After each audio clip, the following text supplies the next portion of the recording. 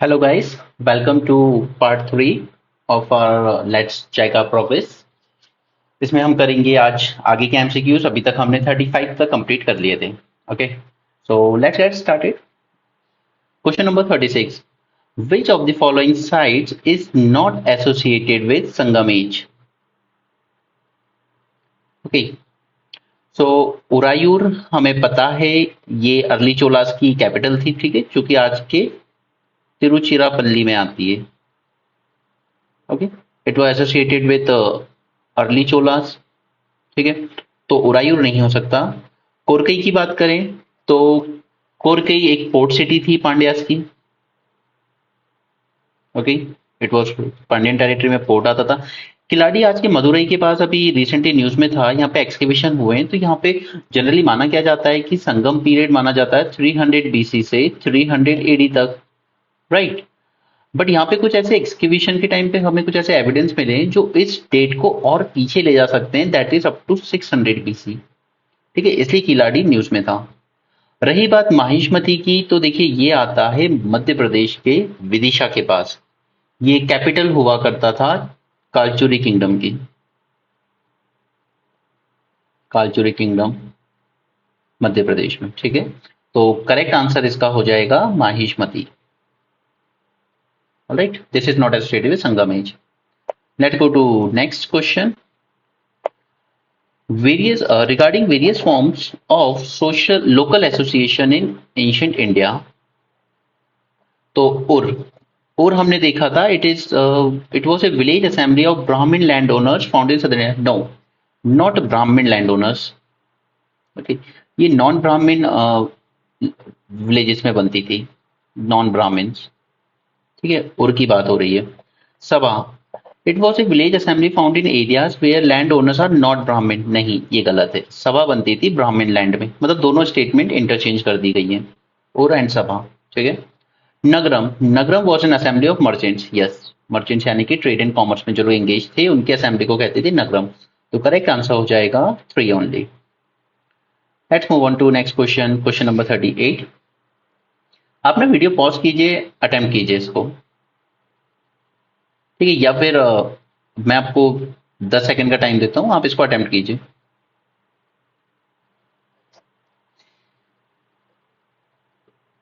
चलिए देखते हैं।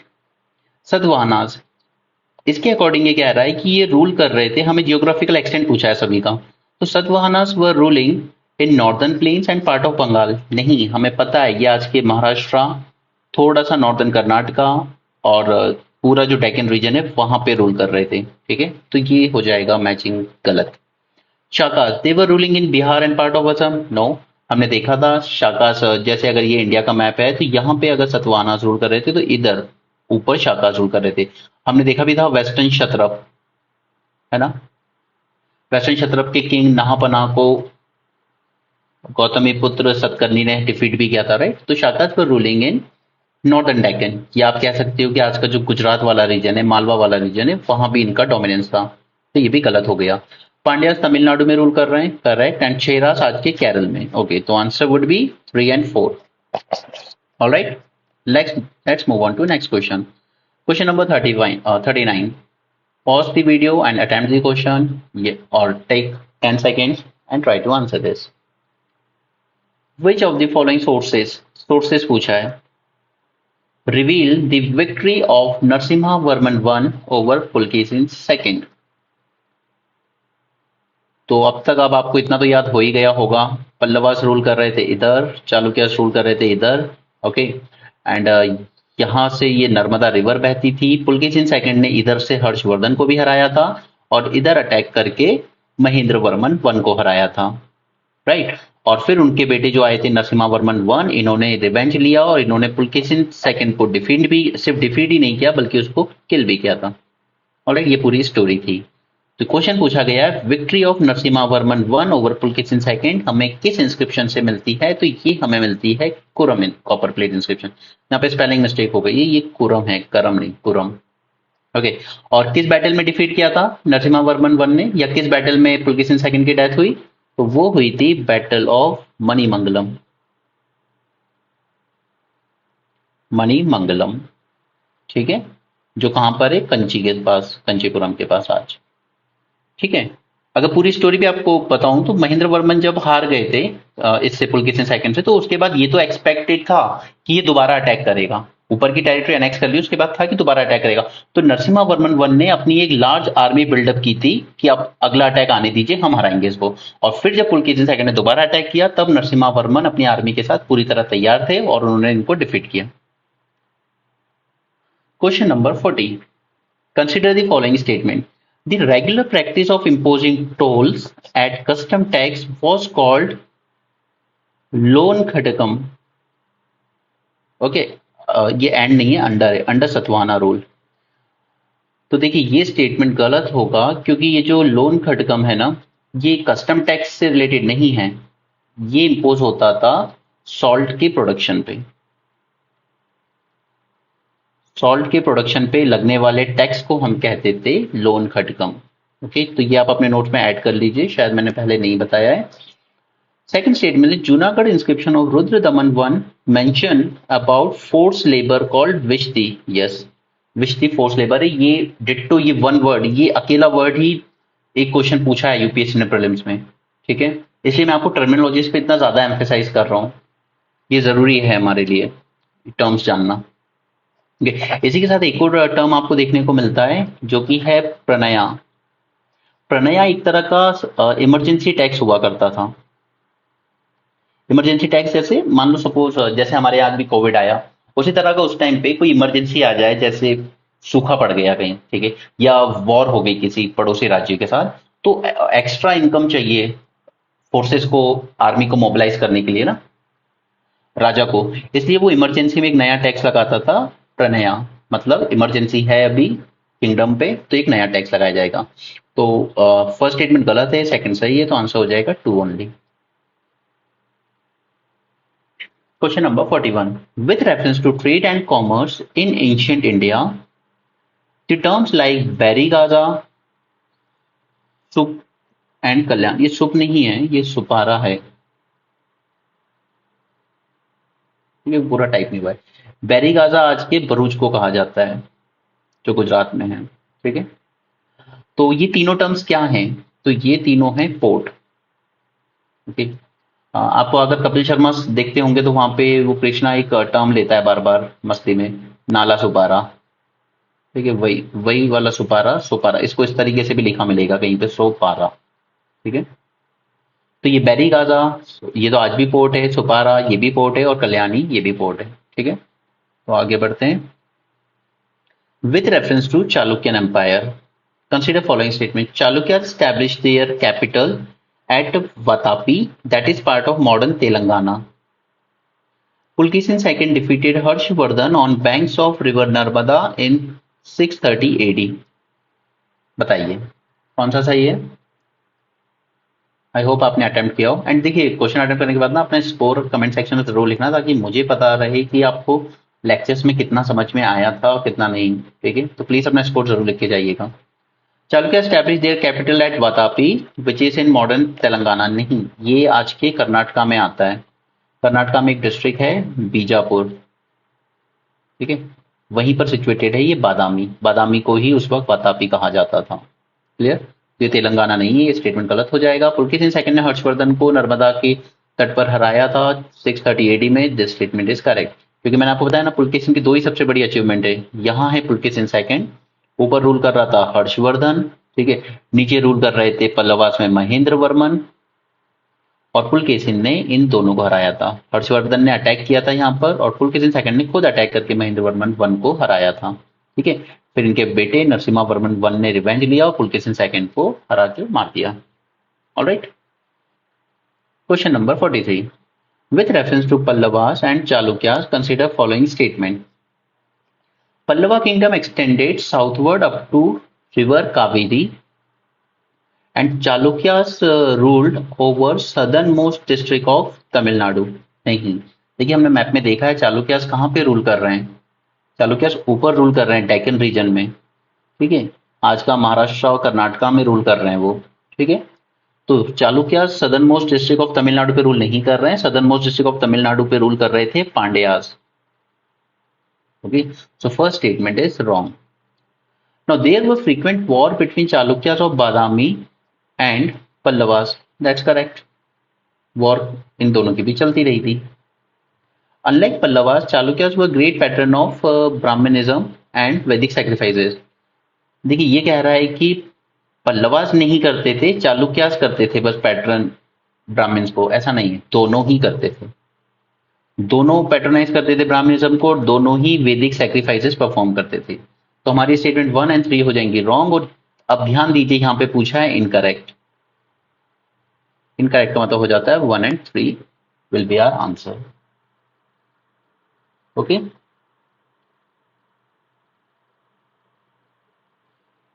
now let's go to question number 44. Which of the following was the subject matter of an ancient Sangam literature known as Tolkappiyam? मैं बहुत बार बता चुका हूँ, और वो लिटरेचर वाला लेक्चर जरूर देखिएगा प्लीज, क्योंकि अगर आपने संगम का लिटरेचर पढ़ लिया ना, आपके काफी सारे क्वेश्चन सही होंगे, क्वेश्चन आता वहां से बहुत ज्यादा है। ठीक है, तो ये तो आपको अब तक पता हो गई कि ये तमिल ग्रामर से रिलेटेड है। इसके बारे में थोड़ी एक्स्ट्रा इन्फॉर्मेशन देते हैं कि ये तोल्काप्पियम लिखा गया है 3 सेक्शन में, 3 सेक्शन में। ओके, तो जो सेक्शन 1 एंड 2 है ना, वो डील करता है तमिल लैंग्वेज से।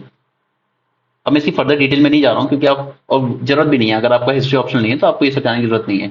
और सेक्शन 3 जो है उसमें मिलते हैं हमें पोएटिक्स वगैरह, थीम्स क्या हो सकती हैं इनकी, रिटोरिक्स, क्योंकि इसे मैं एक्स्ट्रा इन्फॉर्मेशन दे रहा हूँ, पर ये कभी आपसे एग्जाम में पूछी नहीं जाएगी, जीएस में तो नहीं पूछेगी। और ये सेक्शन 3 में ही हमें वो मिला था जो हमने कल देखा था ना, जो इकोलॉजी टाइप का डिवीजन किया था उसने, अलग अलग तरह के land, Mullai and so on, ठीक है, और उनको अलग अलग इमोशन से जोड़ना, वो सेक्शन 3 का ही पार्ट था।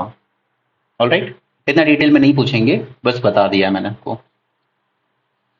Early medieval period of south India history did समाया, मणिग्रामम एंड अंजुवनम, ये 3 टर्म किस चीज से रिलेटेड थे?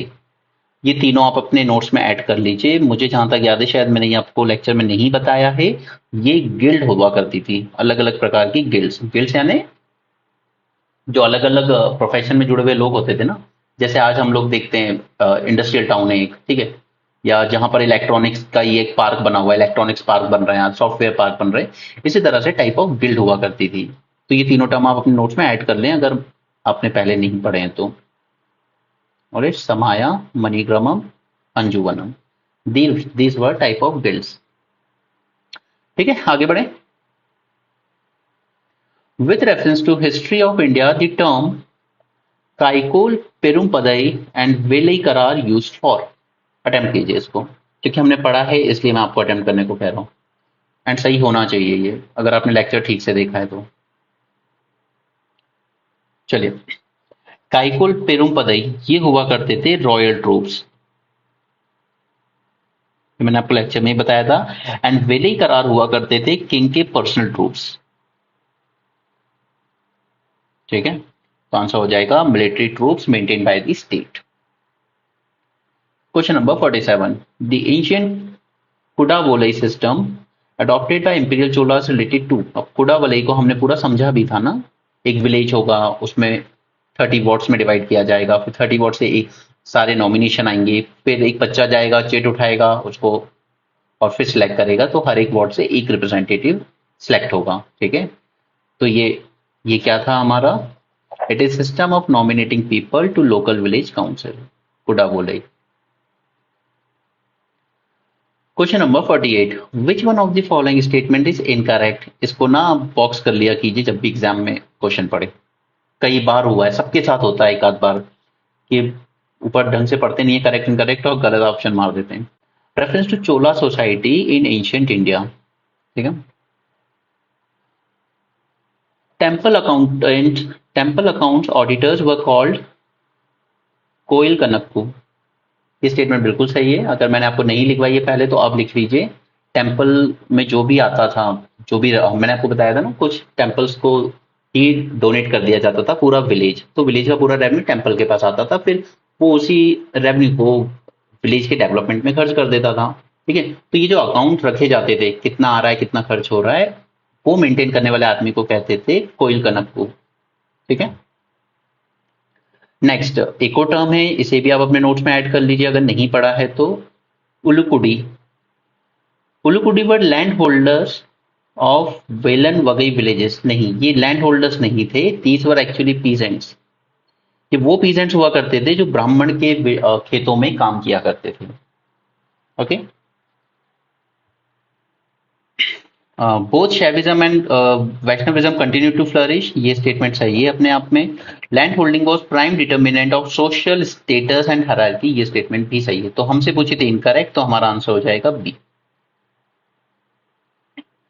Question number 49, which of the following characterize the people of imperial Chola empire?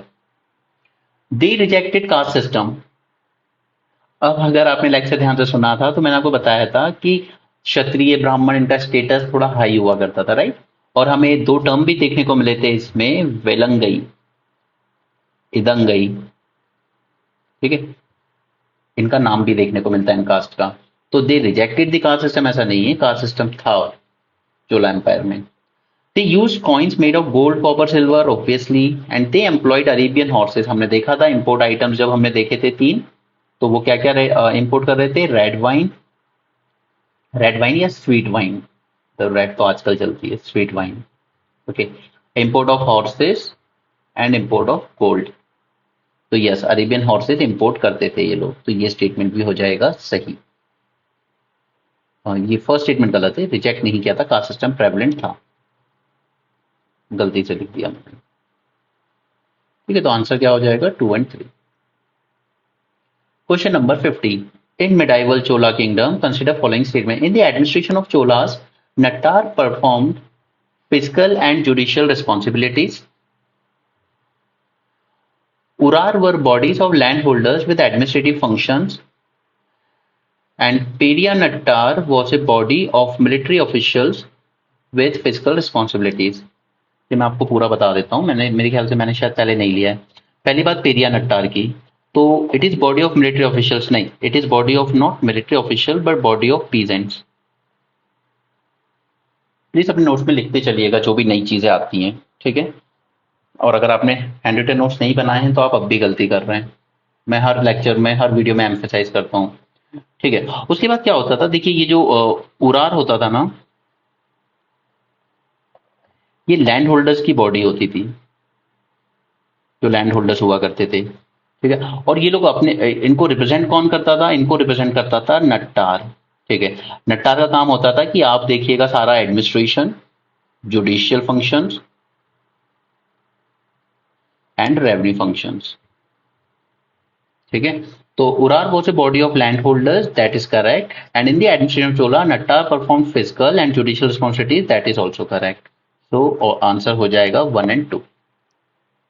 आपको एमसीक्यूज में नई चीजें भी देखने को मिलेंगी, सीखने को मिलेंगी, और ये हमेशा होगा, ऐसा कभी नहीं, क्योंकि देखिए आप यहाँ पर यूपीएससी में हिस्ट्री पढ़ते हैं जनरल पर्सपेक्टिव से, राइट। पेपर का नाम ही है जनरल स्टडीज, आप हिस्ट्री की एकदम डेप्थ में नहीं जा रहे हैं।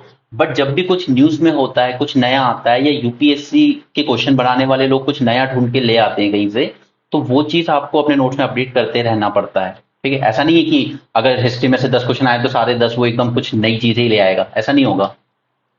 लेकिन वो हर साल एक दो ऐसे क्वेश्चन डालता है जो या तो न्यूज में से आए होंगे या फिर कहीं ना कहीं कुछ बाउंसर आपको मारा जाता है, ठीक है। तो आपके नोट्स कभी ऐसे 100% कंप्लीट नहीं होंगे, हमेशा कुछ ना कुछ नया आता रहेगा।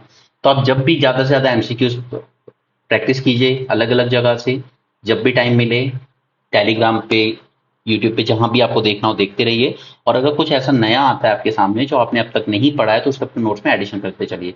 इसीलिए इवन अक्षत जैन भी जो 2018 में शायद सेकंड रैंक लाए थे, उन्होंने भी कहा था यार बुक से पढ़ाई नहीं होगी, बुक एक बार रेफर की जा सकती है अपने नोट्स बनाने के लिए, लेकिन बुक से पढ़ाई नहीं होगी, ना अभी होगी ना लास्ट मोमेंट पे जब एक महीना बचा हुआ एग्जाम को जब होगी, करनी आपको अपने नोट से ही है। तो आज लेजीनेस मत करना, नहीं तो एग्जाम टाइम पे सच में रोना पड़ेगा। चलिए क्वेश्चन नंबर 51, इन दी अग्रहारास ब्राह्मण विलेजेस। अच्छा मुझे याद नहीं है कि मैंने आपको ये बताया था कि नहीं, मैंने ब्रह्मदे और देवदे वगैरह टर्म्स ज्यादा यूज करें।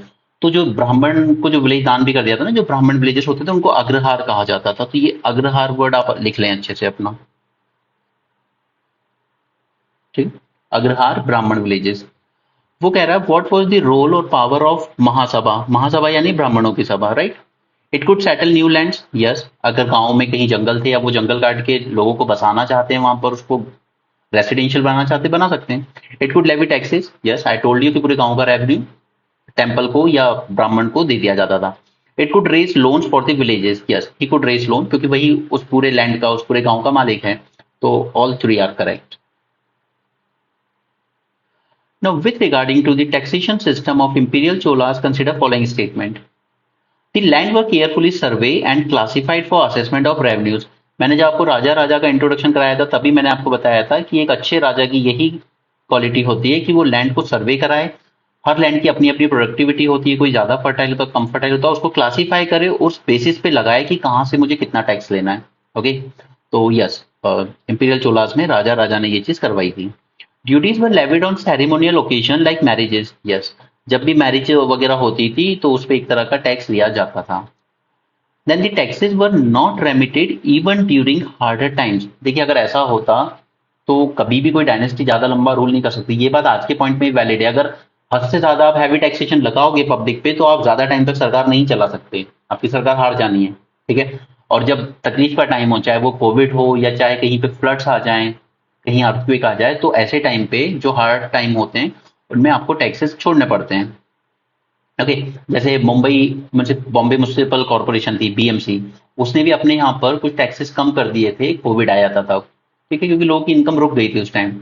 और अगर इसकी बात करूं तो अगर आपने ध्यान दिया हो लेक्चर में तो कुलोतुंग वन याद है। ठीक है, उसने टोल्स अबॉलिश किए थे, याद करो, right.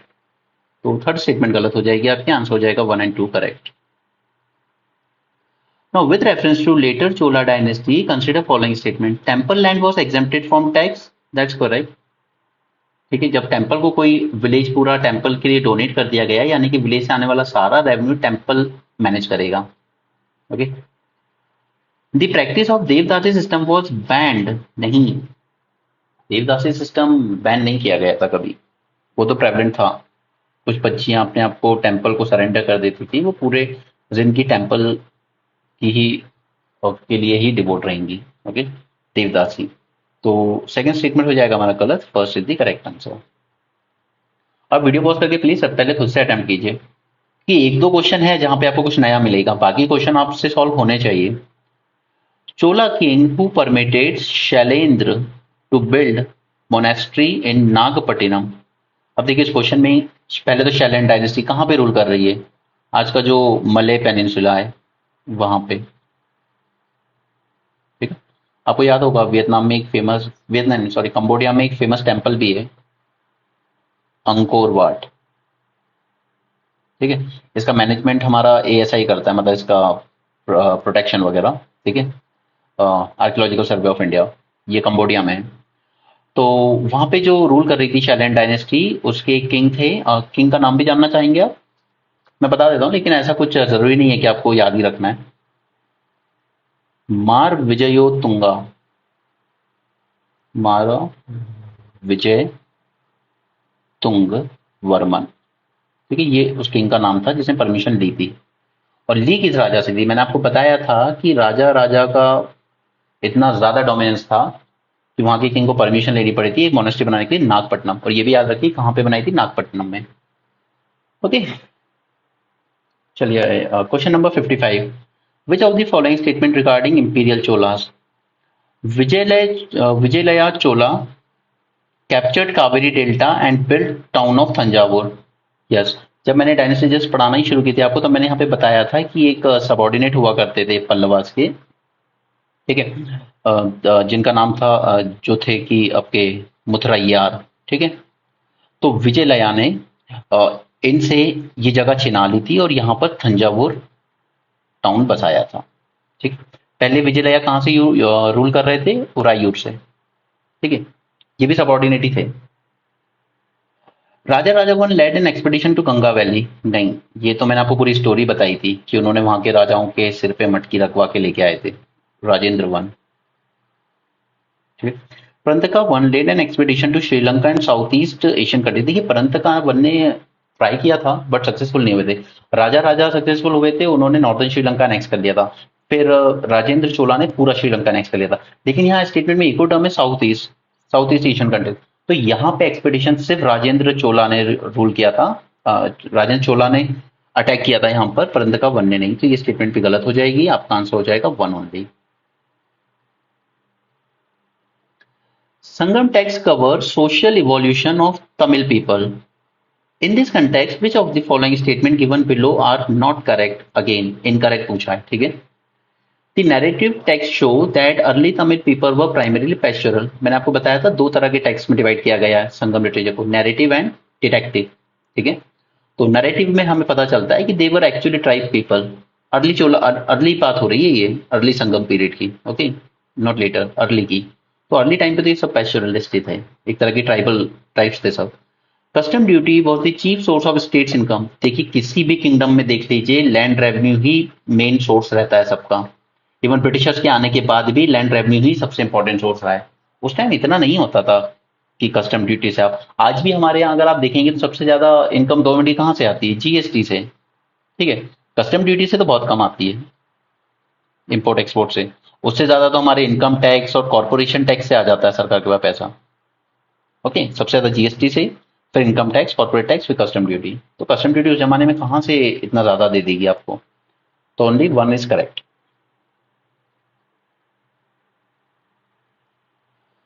Which one of the following statement is incorrect with reference to social class in ancient southern states?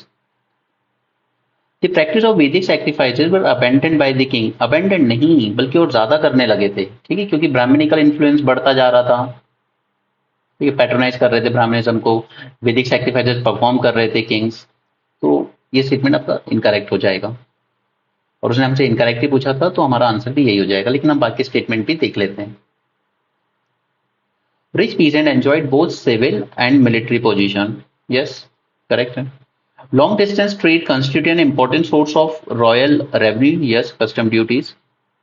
ठीक है, हमें कस्टम ऑफिशियल्स भी देखने को मिलते हैं संगम लिटरेचर में। Sangam age witness sharp social inequalities here.